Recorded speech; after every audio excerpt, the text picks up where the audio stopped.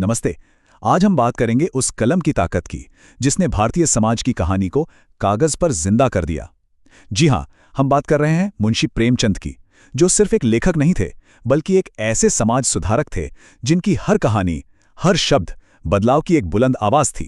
कहते हैं साहित्य समाज का दर्पण होता है।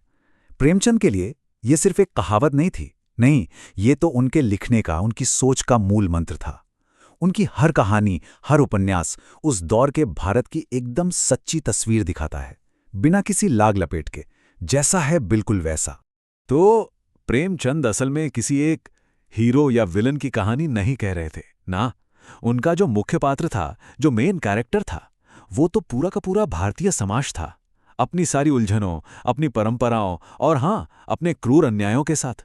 लेकिन समाज की इतनी बड़ी कहानी, इसे शुरू कहाँ से किया जाए? प्रेमचंद ने इसकी शुरुआत की घर के अंदर से। उनका मानना था कि समाज को समझने की पहली सीढ़ी है लोगों के अपने निजी जीवन के संघर्षों को समझना। उन्होंने प्यार, शादी और हाँ, पैसों और समाज का जो प्रेशर होता है ना, इन सब पर खुलकर लिखा। ये वो मुद्दे थे जो हर घर के अंदर कहीं ना कहीं मौजूद तो थे, लेकिन उन पर खुलकर बात करने की हिम्मत कोई नहीं करता था। अब जरा इस पर नजर डालिए कि उन्होंने इन विषयों पर कितनी गहराई से काम किया। प्रेमा में उन्होंने विधवा विवाह जैसा बोल्ड टॉपिक उठाया, फिर वरदान में प्यार और शादी की उलझनों को दिखाया, और निर्मला को कौन भूल सकता है। दहेज और बेमेल शादी की जो दर्दनाक कहानी उन्होंने बताई, वो तो आज भी दिल दहला देती है। और फिर गबन, जिसने मिडिल क्लास की जिंदगी के दिखावे और खोखलेपन की पोल खोलकर रख दी। लेकिन कहानी सिर्फ घर की चारदीवारी में कैद नहीं थी। प्रेमचंद अपनी कलम लेकर बाहर निकले और समाज में जो पाखंड फैला था उस पर सीधा हमला बोला।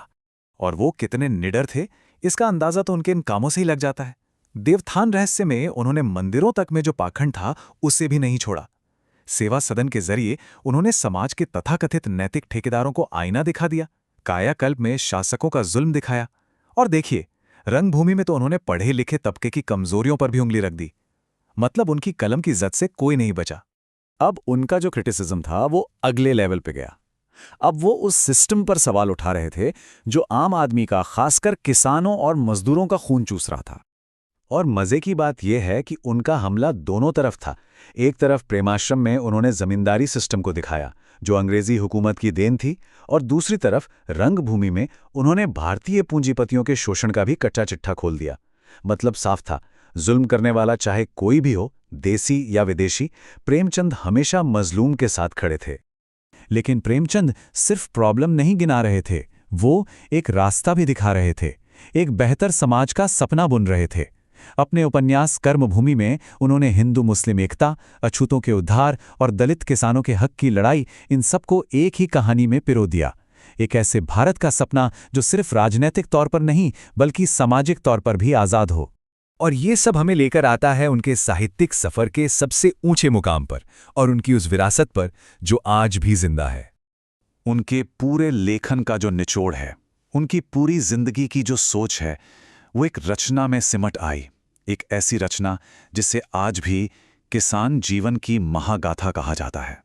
जी हां, हम बात कर रहे हैं गोदान की। ये सिर्फ एक उपन्यास नहीं, ये भारतीय किसान के दुख दर्द, उसकी उम्मीदों का एक महाकाव्य है।